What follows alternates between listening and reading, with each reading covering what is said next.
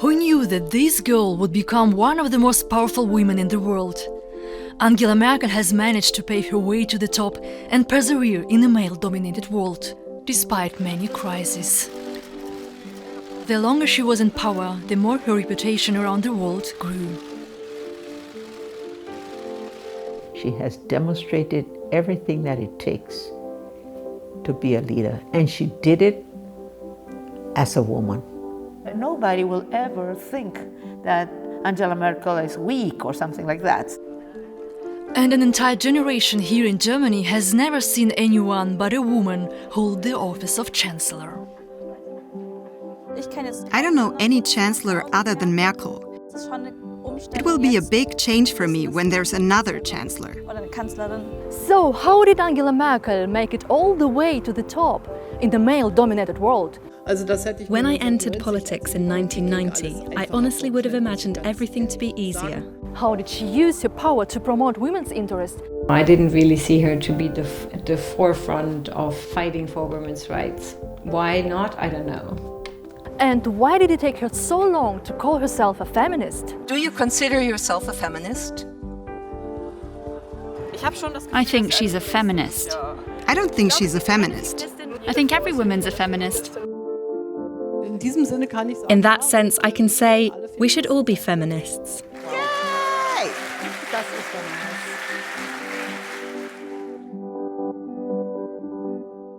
Some 16 years ago, a woman moved into the upper floor of the German chancellery. Until then, Germany's fate had always been decided on by men. By the close of the 20th century, dozens of countries around the world, including Sri Lanka, India, Pakistan, the United Kingdom and Israel, had already seen women hold the top leadership roles in their governments. By 2005, Germany seemed ready for its first female chancellor. Or was it? Merkel's center-right CDU, together with its sister party, the CSU, won narrowly ahead of the center-left Social Democrats. And Merkel's predecessor Gerhard Schröder refused to believe it. Do you really think that under these circumstances my party would consider an offer for talks with Mrs. Merkel when she's saying she would like to be chancellor? Let's not get carried away here. He wouldn't be the last to underestimate Angela Merkel. Some of her rivals even called her a historical accident. But she would not be held back. Merkel became the first female chancellor in German history. A landmark event.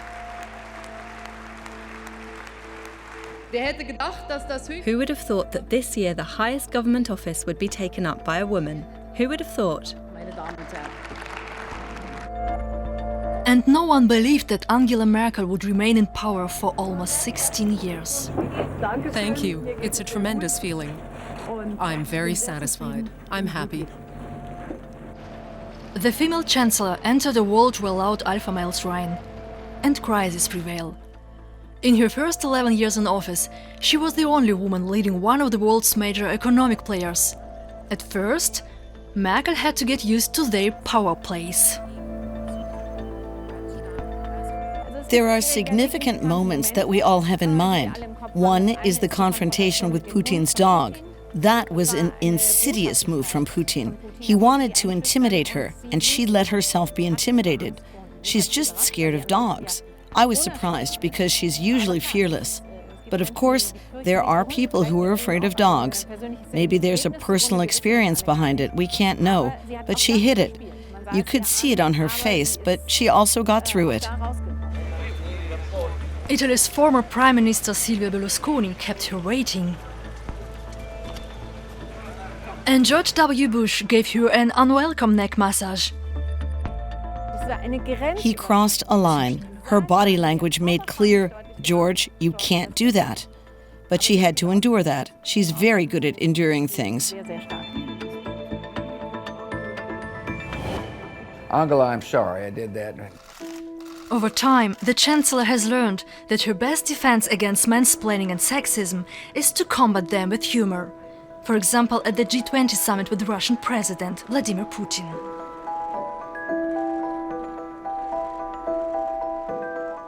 US President Donald Trump once refused to shake her hand. Subtle messages that have an effect and are understood around the world. She's a giant among men, so I respect her. I want her to push her hand around to help other women in the world. Desejo que ela continue sendo uma pessoa. I'd like her to keep being an influential person and hope she keeps inspiring even more women, so they'll dare to enter this field, which is so difficult. Nesse meio que é tão difícil, né, de alcançar. I wish the United States would have a woman president. She's the best in the world, heart. Merkel. During her trips abroad, Angela Merkel has repeatedly raised the issue of women's and girls' rights. In Saudi Arabia, she talked to female leaders about the role of women and their impact on society. In Niger, she supported a women's shelter. In South Korea, she encouraged female students to enter politics. We should not forget that what she represents has been a great inspiration for women who have tried to follow some of the things she does and some of the things she says. No one expected. She set the pace for women all over the world that we can do it. What I admire in her is that she's so calm, she's so considered, and yet she seems to be listening to all the things going on around her, all different opinions coming to the table, and only when, you know, everything has been put to the table, then she says, well, maybe this is the way forward. And I think that's a very good approach, because that creates ownership for the solutions that we find, but also it's probably better solutions. So she's also a very good role model for other women to be involved either in politics, either in the economy, in the area they want, because nobody will ever think that Angela Merkel is weak or something like that. I think for the next leaders, it will not be easier. Because first, maybe we think that it's going to be easier because the glass ceiling has been broken. But I think for the next generation, they are going to be constantly compared with who break those glass initially. And this is, I mean, like Angela Merkel is just a formidable leader. So the bar is very high.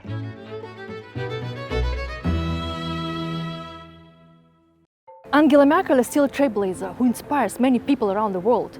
To better understand how she became a woman of power, we have to go back to her past.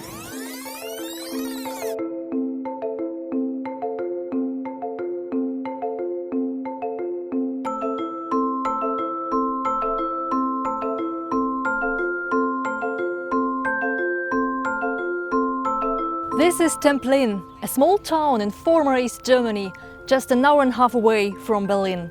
Angela Merkel grew up here during the Cold War. We are here to talk to people who personally knew her before she became German Chancellor.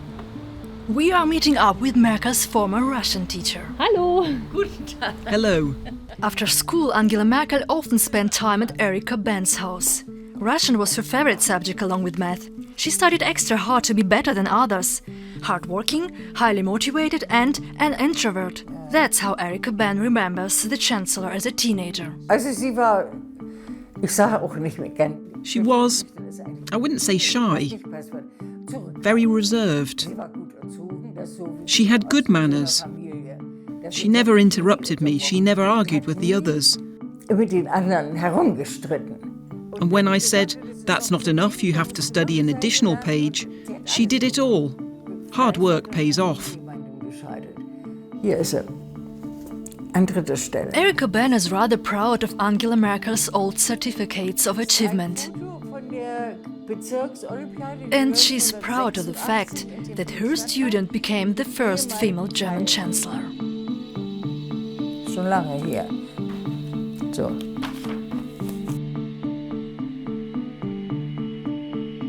Why did it take so long in Germany until a woman made it to the top? It was because of the men. But she dared to do it, and you have to admire that courage. This was her elementary school. Where did this straight-A student's ambition come from? To find out, we stop up at the house of Angela Merkel's parents on the outskirts of Templin. She grew up here with her siblings. Her mother, a teacher, wasn't allowed to work in the GDR because her husband, Angela's father, was a pastor. It wasn't easy for the family. The East German regime often targeted the church. We are meeting Deacon Wolfgang Seefried. He knew the chancellor's family.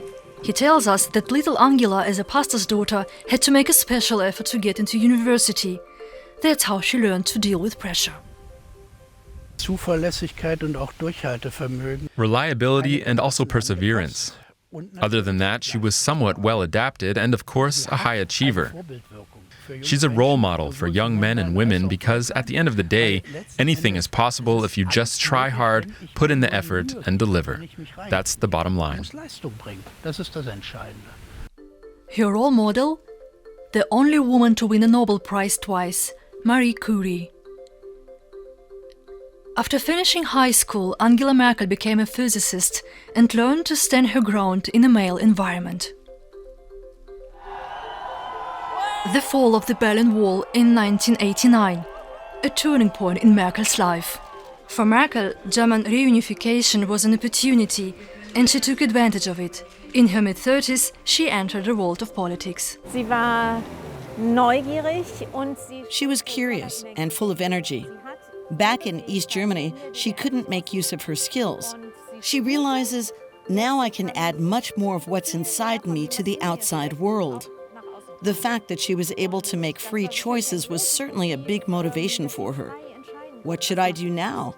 I don't have to be patronized like back in East Germany. I can find my own way and shape it.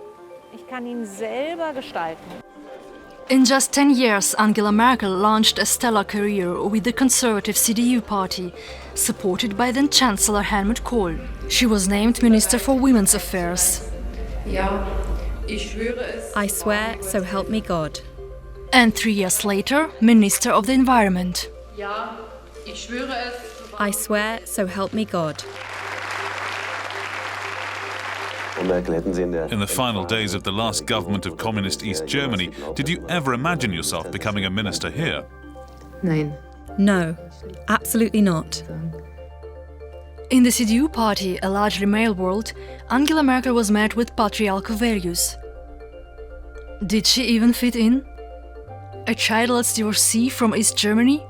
A woman with ambitions? They called her Kohl's girl and the wallflower from the East. Many women in Germany recognize this sexist treatment.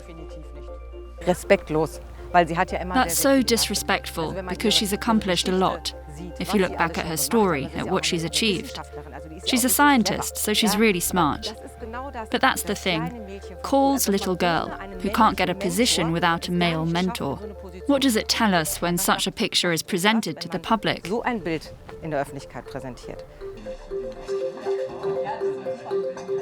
But Merkel endured it and waited for the next door to open. Her weapons? Expertise and perseverance.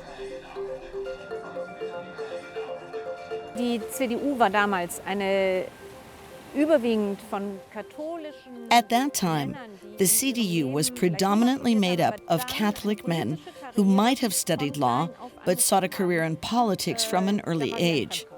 She was completely out of place there, not only because she came from the East, but also because she was a woman who made a career change, who had spent her professional life in a completely different field as a physicist. She did not know these gentlemen's weapons, and she realized very quickly that she didn't need them. She was able to assert herself. She prevailed against these men with her own means.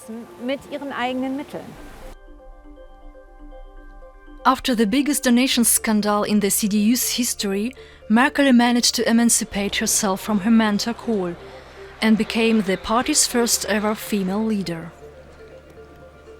I accept the election. Some observers believe that Merkel hides her femininity on purpose, so she isn't an easy target for sexist comments. Her uniform? Simple blazers and pants. After all, having your clothes and looks policed by strangers is nothing new for most women. She's often been attacked for her femininity. For example, when she went to the opera showing cleavage. Then people discussed whether a female chancellor should go somewhere showing such cleavage. I can't imagine that something like that would have been written or said about a man. She was attacked for that a lot. As a result, she never did it again.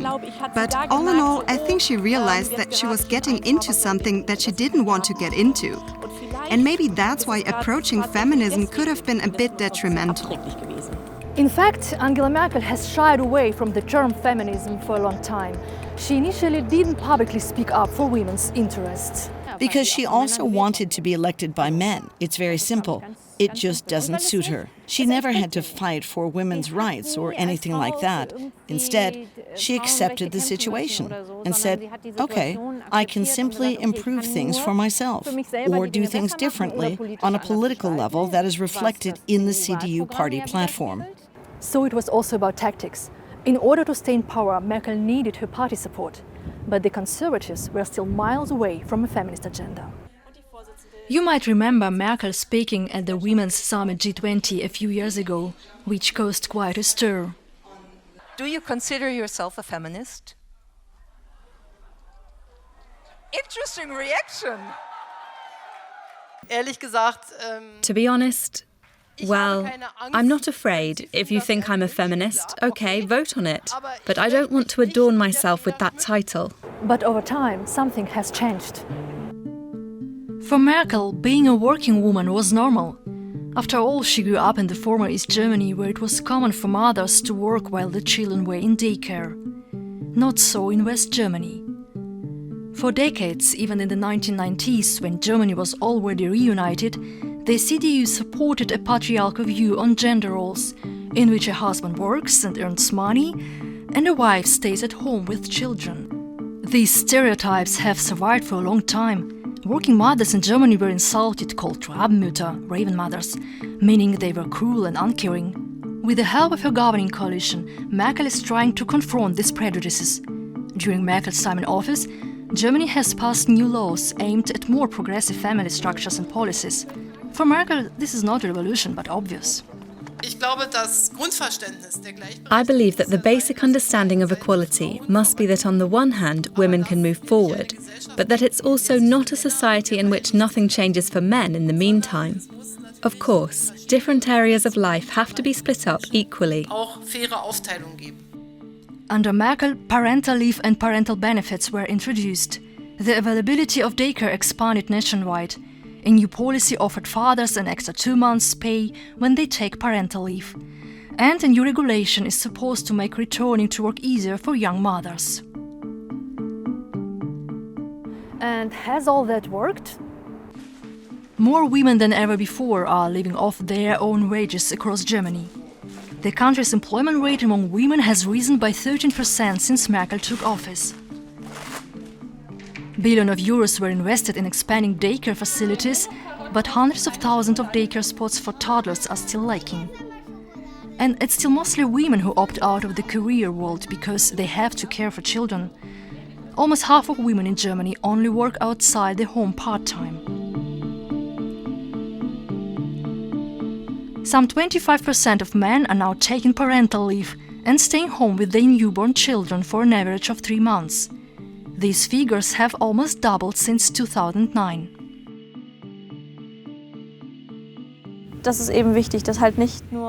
It is important that it's not only the woman who stays home, but also the man. That women work, that they don't just sit around at home and look after the children, but that things change. I think that Merkel has definitely made a big contribution to that.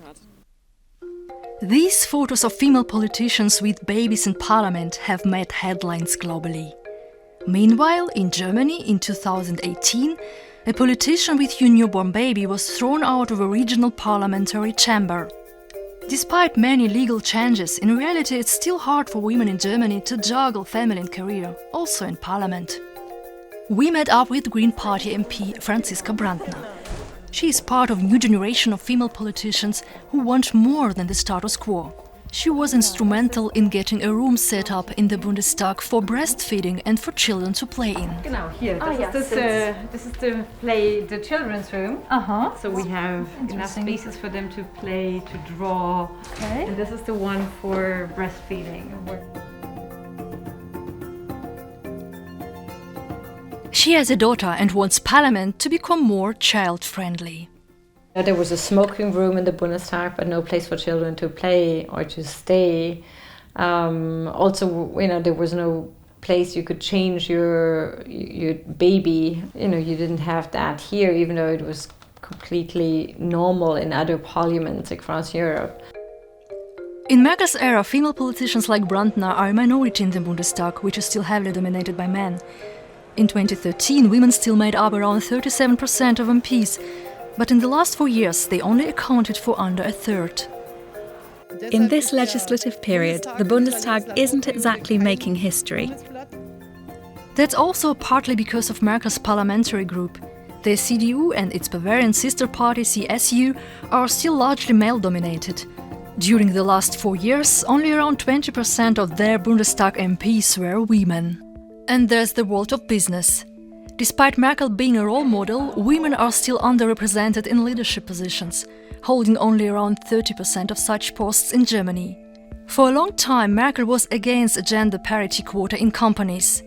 Having the state dictate to companies goes against Merkel's ideals for freedom. She hoped that companies would voluntarily bring more women into management positions. But that didn't work out, and Merkel introduced a gender parity quota after all. Was it too late? When I entered politics in 1990, I honestly would have imagined everything to be easier. During the Merkel years, more women have served in high political office than ever before, including the current defense minister and her predecessor, both women. Merkel's closest advisors are also female.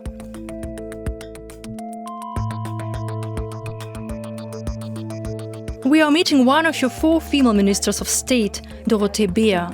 What does Merkel do differently than her male predecessors? Half of our department heads are women. That does, of course, make a big difference.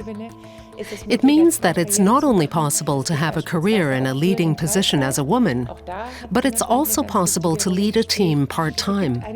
When there are certain behaviors by men, this typical display of power, she always gives you the feeling of being a partner in crime. She gives other women the feeling that she doesn't let herself be awed by it. She always inwardly rolls her eyes when there's this kind of typical power struggle, when people speak for too long, when they interrupt. She always cuts to the chase. In meetings, you can see that she just wants results. I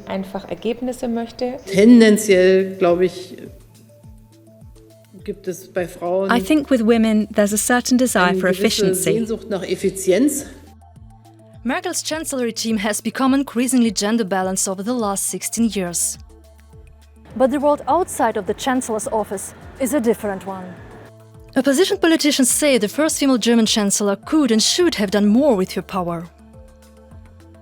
Well, an effective fight against violence against women, financing shelters, a fight against inequality of pay of women and men in Germany, women on boards more effectively, fighting family child poverty. But I haven't really seen her to push for gender equality at the UN or at the EU level or within Germany. So she hasn't been an advocate for specific gender issues, be it peace and women, or being, end violence against women worldwide. I haven't actually seen her being a champion of that, either at home or abroad. But at the end of her last term, Angela Merkel seems to have let loose and taken a more open stand for women. She no longer has to win an election. Just recently, as her last mandate is coming to an end, she publicly declared herself a feminist.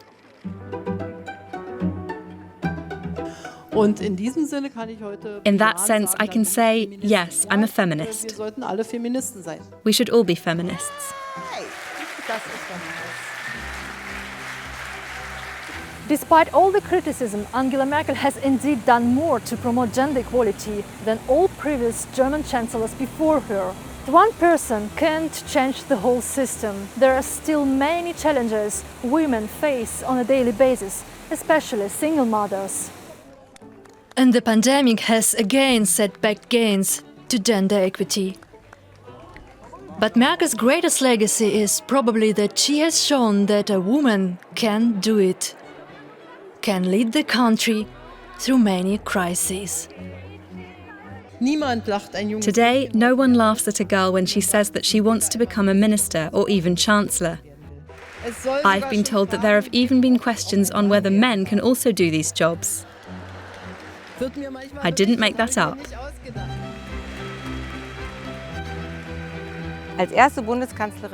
She was perfect for being the first female chancellor. She couldn't fight all the battles for us. Now the next generation is coming and will hopefully take over the fight for women's rights.